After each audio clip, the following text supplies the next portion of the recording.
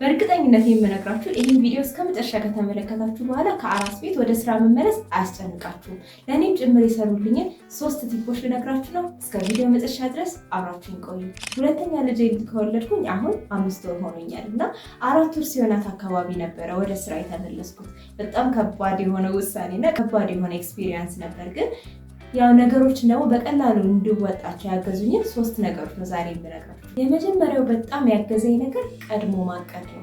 ቀድሞ ማቀድ ሲባል እንግዲህ የሚጀምረው ከራሳችሁ ጀምሮ አጠቃላይ ስለ ልጃችሁ ሁኔታ ነው የምታቀዱት እና ይሄንን ደግሞ ልክ ጊዜው ሲደርስ ለምሳሌ 4 ወር ከሆነ ረፍታችሁ ወይ 6 ወር ከሆነ ልክ ጊዜው ሲደርስ ሳይሆን የምታቀዱት መጀመሪያ ከተቻለ ከመውለዳችሁ በፊት ደግሞ ከወለዳችሁ በኋላ እንኳን ቢሆን አራስ ቤት እያላችሁ በደንብ አድርጋችሁ ስለዚህ ጉዳይ ማሰብ አለባችሁ።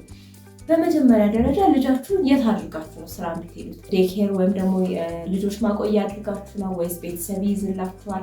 ቤተሰብ ከሆነ የሚይዝላችሁ ማን ነው በትክክል ሪስፖንሲቢሊቲ ሆነው ምን አይነት መቼ ቀናት ላይ እነሱ ይመቻቸዋል? ድንገት በአጋጣሚ በሆነ ምክንያት ባይመቻቸው ሌላ ሰው ማን ሊይዝላችሁ ይችላል? አያድርገውና ድንገተኛ ችግር ቢፈጠር ወይም ድንገተኛ ጉዳት ቢያጋጥም ማን ጋር ነው መደወል ያለበት? ወይም ማን ነው ሄዶ ልጃችሁን መቀበል ወይም መውሰድ ያለበት? ዴይኬር እንዳልኳችሁ ወይም የህፃናት ማቆያ ከሆነ ደግሞ በአብዛኛው እነዚህ ስራ አካባቢዎች ላይ አሁን በደንብ እየተከፈቱ ነው ያሉት እና ስራ አካባቢ ላይ ካሉ ምን ያህል ብር ያስከፍላችኋል? ምን እቃዎች ማዘጋጀት አለባችሁ? ምን አይነት ቦታ ነው የምትወስዱት? ሄዳችሁ ቦታ ነው ማየት ለልጃችሁ ምቹ ነው ወይ? ስለዚህ እነዚህ ሁሉ ነገሮች በደንብ አድርጋችሁ ማቀድ ይኖርባችኋል ማለት ነው። ስለዚህ መጀመሪያ ልጃችሁ የት እንደሚሆን ካወቃችሁ በኋላ ደግሞ ቀጥላችሁ ምንድን ነው የሚመገበው ልጃችሁ የሚለውን ነገር ማሰብ ይኖርባችኋል። ገና ወተት ብቻ በሚጠቡበት እድሜ ማለት ከ6 ወር በታች የሆነ እድሜ ላይ ከሆኑ ግዴታ ወይ የጡት ወተት ወይ የዱቄት ወተት ያስፈልጋችኋል ማለት ነው። ጡታችን አልባችሁ ወተቱን ለማስቀመጥ ከሆነ ፕላናችሁ ወይም እቅዳችሁ ለብዙ ነገሮች አሁንም ቀድማችሁ ማሰብ አለባችሁ። አንደኛ ነገር የት ነው ወተቱ የሚቀመጠው? ኖርማል ክፍል ውስጥ ከሆነ የጡት ወተት ከታለበ በኋላ እስከ 4 ሰዓታት ብቻ ነው እንዲቆይ የሚመከረው። ስለዚህ ከ4 ሰዓት በላይ በጡጦ ውስጥ የሚሆን አልባችሁ ባስቀምጣችሁበት እቃ ውስጥ የሚሆን መቀመጥ የለበትም ማለት ነው። ፍሪጅ ውስጥ ከሆነ ደግሞ አስቀምጣችሁ የምትሄዱት ምን አይነት ፍሪጅ ነው የሚለውን በደንብ ትኩረት መስጠት አለባችሁ። ኖርማል ለዕለት ተዕለት የምንጠቀመው ፍሪጅ የታችኛው ክፍሉን ከሆነ ልታስቀምጡበት ያሰባችሁት ወተቱን መቆየት የሚችለው እስከ 4 ቀን ብቻ ነው። ከ4 ቀን በኋላ ይበላሻል። ላይኛው ፍሪጅ ውስጥ ነው ይሄ ዲፕ ፍሪዝ የምንለው በደንብ የሚያቀዘቅዘው ማለት ነው። እዛ ውስጥ ከሆነ ደግሞ እስከ 6 ወር ድረስ ማቆየት ይቻላል። እንደውም በደንብ ይሄ ውጭ ሀገራት ላይ ያሉት ወይም ደግሞ አሁን ሱፐር ማርኬቶች ላይ ምናምን ያሉት ይሄ ዲፕ ፍሪዘር የምንላቸው ከ6 ወር እስከ 1 ዓመት ድረስ ወተቱን አስቀምጠን መጠቀም እንደምንችል ያስቀምጣል። ነገር ግን ያው ሴፍ ለመሆን እስከ 6 ወር የምንጠቀመው በቂ ነው። ስለዚህ እነዚህ ነገሮች በደንብ አድርጋችሁ ትኩረት መስጠት አለባችሁ ማለት ነው። እናንተ ከሄዳችሁ በኋላም ደግሞ ወተቱን የሚሰጠውንም ሰው ደግሞ ስለዚህ ነገሮች በደንብ አድርጋችሁ ማሳወቅ አለባችሁ ማለት ነው። ፍሪጅ ውስጥ እስከ 4 ቀን ድረስ መቆየት ይቻላል ሲባል ደግሞ በምን አይነት ሁኔታ ነው መቀመጥ ያለበት የሚለው በደንብ አድርገን ትኩረት መስጠት አለብን። ወደ ውስጥ ምንም ነገር የማያስገባ በደንብ የተዘጋ እቃ ላይ ሆኖ መቀመጥ ያለበት፣ ቢቻል ከእቃው በላይ ያለው ለምሳሌ ብዙ ጊዜ እነዚህ ኮንቴነሮች ናቸው እዚህ ጋር የምትመለከቷቸው ፕላስቲክ ነገሮች ማለት ነው። በእነዚህ ነው ማስቀመጥ የተለመደው እና እነዚህን በምናስቀምጥበት ጊዜ ከላይ ክፍተት መተው አለብን። ያን የምናደርገው የጡት ወተት በተፈጥሮ ቅዝቃዜ ሲነካ ኤክስፓንድ የማድረግ ወይም የመለጠጥ ነገር ስላለው በጣም ሊወጠር ይችላል፣ ላስቲኩ ሊፈነዳባችሁ ይችላል። ስለዚህ ከላይ ምንም እቃ ባይኖር በጣም ሳፊኬትድ ያልሆነ ወይም ያልታፈነ ፍሪጅ ውስጥ ብታስቀምጡት የተሻለ ነው። ሁለተኛ በምታስቀምጡበት ጊዜ ደግሞ ከፍሪጁ ወደ ኋላ ቦታ ላይ ብታስቀምጡት፣ ምክንያቱም በር በተከፈተ በተዘጋ ቁጥር የፍሪጁ በር አካባቢ እና የፍሪጁ በር ላይ ካስቀመጣችሁት በቀላሉ ለውጭው አየር የመጋለጥ ነገር ሊኖረው ስለሚችል ያንንም በደንብ አድርገን ጥንቃቄ ማድረግ አለብን ማለት ነው። ወተቱን ደግሞ ከፍሪጅ ውስጥ ካወጣኑ በኋላ ቀጥታ አይደለም የምናጠባቸው። ቀጥታ እንደማይሰጥ መቼም እናንተም ይገባችኋል። ግን የጡት ወተት መፍላት የለበትም። የሚፈላ ከሆነ በውስጡ ያሉት ጠቃሚ ነገሮች ስለሚጠፉ ማፍላቱ አይመከርም። ራሱን ግን በሞቀ ውሃ ውስጥ በእቃ አድርጋችሁ ማሞቅ ትችላላችሁ ማለት ነው። ስለዚህ በጣም ብዙ ቀድማችሁ ማቀድ ያለባችሁ ነገር አለ ማለት ነው። ያ የሚሆንበት ምክንያት ምንድነው? ለልጃችሁ አሁን ላይ እያጠባችሁ ተጨማሪ ደግሞ ፍሪጅ ውስጥ የምታስቀምጡትን ምርት ማምረት ይኖርባችኋል ማለት ነው። ያንን ደግሞ ለማድረግ ያው ብዙ ቪዲዮዎች ሰርቻለሁ ስለ ጡት ወተት ምርት እንዴት አድርጋችሁ ማስተካከል እንደምትችሉ የሚጠቃቅሱ ቪዲዮዎች ሰርቼላችኋለሁ እና ሄዳችሁ ብትመለከቷቸው ደስ ይለኛል። ዋና የጡት ወተት የሚመረተው እናንተ በምትበሉት እናንተ በምትጠጡት ነገር ብቻ ሳይሆን ህፃናችሁን በጠባው ቁጥር ነው። የጡት ወተቱ የበለጠ እየተመረተ የሚሄደው። ስለዚህ ተጨማሪ ወተት የምትፈልጉ ከሆነ ጊዜ ጠብቃችሁ በየ2 ሰዓት በየ3 ሰዓት ልጃችሁ ጠባም አልጠባም ከስር ማለብ ይኖርባችኋል ማለት ነው። እንደዛ በምታረጉበት ጊዜ ነው ፍሪጅ ውስጥ ማስቀመጥ የምትችሉትን በቂ የሆነ መጠን ማግኘት የምትችሉት ማለት ነው። ስለዚህ በደንብ ይሄን ነገር ማስተዋል አለባችሁ። ማስቀመጣችሁ በፊት ደግሞ ፍሪጅ ውስጥ መቼ እንደታለበ ወተቱ እላዩ ላይ ጽፋችሁ ማስቀመጥ እንዳለባችሁ መርሳት የለባችሁ ማለት ነው። ድንገት ፍሪጅ ውስጥ ገብቶ መብራት ቢጠፋ እንዴት ነው የምናደርገው ብላችሁ ከጠየቃችሁም ደግሞ መብራት እስኪመጣ ድረስ በጭራሽ ፍሪጁን መክፈት የለባችሁም። ፍሪጁን ከከፈታችሁ በኋላ እላዩ ላይ የተወሰነ የማሟሟት ወይም ወተቱ የመሟሟት ነገር ኖሮት ግን እስቲል ቅዝቃዜ ነገር ያለው ማለት ወይ በረዶ ያለው ነገር ከሆነ መልሳችሁ መዝጋት ትችላላችሁ። ሙሉ ለሙሉ ከሟሟ ግን አውጥታችሁ አሙቃችሁ መጠቀም ይኖርባችኋል ማለት ነው። አንዳንድ ጊዜ የተለያየ ቦታ ላይ በመሄድ ምክንያት ወይም ደግሞ እንደዚህ በመሀል መብራት በመጥፋቱ ምክንያት ጊዜያዊ የሆነ ኮንቴነሮች ምንላቸው በውስጣቸው በረዶ አድርገን ምናምን ለጊዜያዊ ማስቀመጥ ይችላል። እንደሱ አይነቱን ወተት ግን በ24 ሰዓት ውስጥ ብትጠቀሙት ይመከራል ማለት ነው። ስለዚህ በአጠቃላይ ያው የምትሰጡት ወተት አልባችሁ ከሆነ አላማችሁ ያው በቂ የሆነ ስቶር ከማድረግ ወይም በቂ የሆነ ወተት መጠን ከማዘጋጀት ጀምሮ እንዴት አድርጋችሁ ነው የምታስቀምጡት፣ ማን ነው የሚሰጠው፣ እነዚህ ነገሮች ሁሉ ቀድማችሁ ማቀድ ይኖርባችኋል ማለት ነው።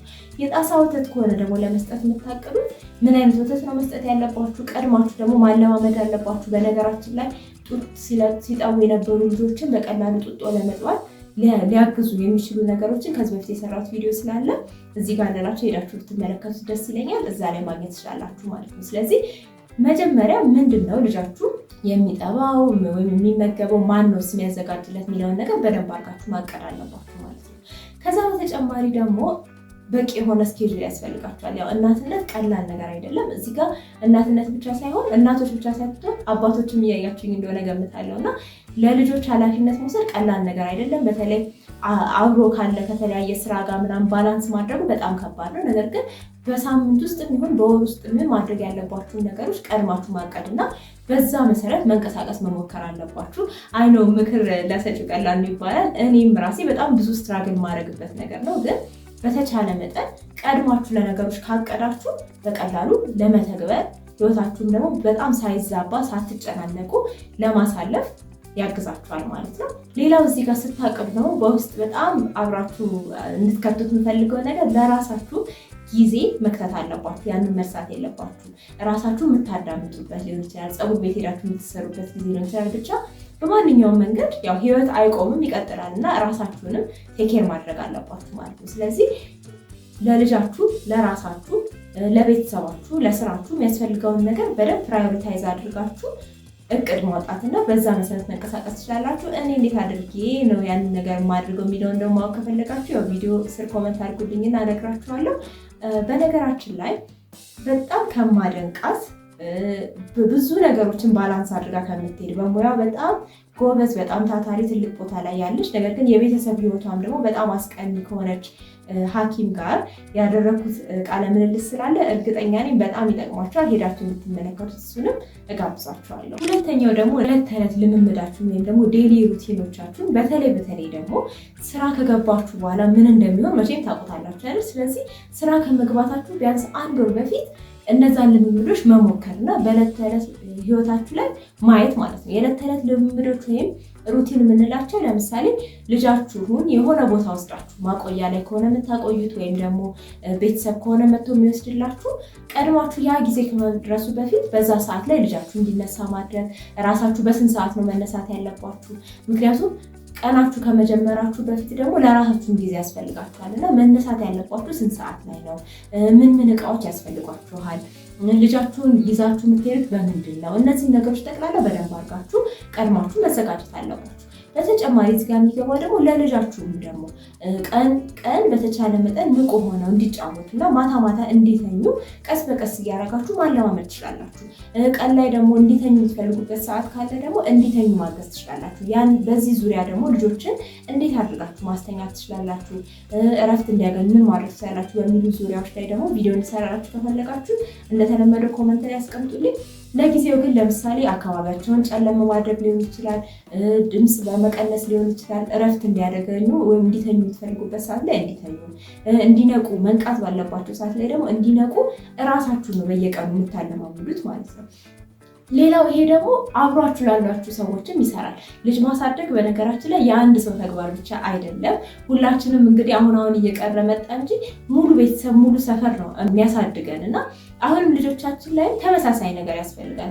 በተለይ እናትየው ወታ ስራ መስራት ካለባት ወታ ሌሎች ነገሮችን አክቲቭ የማድረግ እቅድ ካላትና ያንን ማድረጓ የግድ ከሆነ ግዴታ ልጇ ላይ ደግሞ የሚያግዛት ሰው ያስፈልጋል ማለት ነው። ስለዚህ የትዳር አጋራችሁ ሊሆን ይችላል፣ ቤተሰብ ሌላ ሰው ሊሆን ይችላል። ሰው የእነሱንም ሩቲን አጀስት ማድረግ አለባችሁ። የእነሱንም የዕለት ተዕለት ኑሮ ቀድማችሁ አጀስት ማድረግ አለባችሁ እና በተለይ አራስ ቤት ሆናችሁ ከሆነ ይህን ቪዲዮ እየተመለከታችሁ ያላችሁት አሁንም ጊዜያችሁ በደንብ አድርጋችሁ ለማቀድ ለማዘጋጀት የዕለት ተዕለት ልምምዶችን ለመገንባት አሁን ነው ጊዜው ማለት ነው።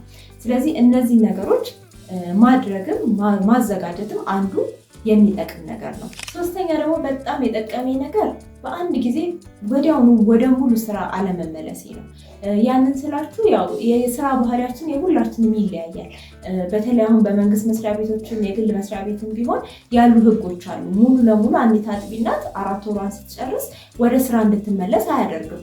ለምሳሌ በቀን ውስጥ ጠዋት ላይ 4 ሰዓት አካባቢ ላይ እንድታጠባ ከዛ ከምሳ መልስም ደግሞ እንድታጠባ ጊዜ ይሰጣል ማለት ነው እና ለማገዝ ሲባልም ደግሞ አብዛኛውን ጊዜ ዴኬሮች፣ የህፃናት ማቆያዎች በመስሪያ ቤት አካባቢዎች ይኖራሉ። ልጃችሁን እዛ ጋር ብታደርጉ ለእናንተ በጣም ጥሩ ነው። ምክንያቱም ሙሉ ለሙሉ በአንዴ ወደ ስራ አትገቡባቸው፣ መሀል ላይ የማግኘት እድል ይኖራቸዋል ማለት ነው። አንፎርቹኔትሊ አንዳንዴ ደግሞ ሙሉ ሰዓት ልጃችሁን ማግኘት ላችሁ ትችላላችሁ። ወደ ስራ ከተመለሳችሁ በኋላ መሀል ላይ መምጣት ማችሉበት አይነት ርቀት ላይም ልትሆኑ ትችላላችሁ። ያ ከሆነ ለምሳሌ 4 ወር ብለው ያው ኦፊሻሊ 4 ወር ስለሆነ ነው እረፍቱና ለምሳሌ 4 ወር ከሆነ እረፍታችሁ ቀድማችሁ 3 ወር ላይ ምናምን ራሳችሁን ማለማመድ መጀመር አለባችሁ። ልጃችሁንም ማለማመድ አለባችሁ።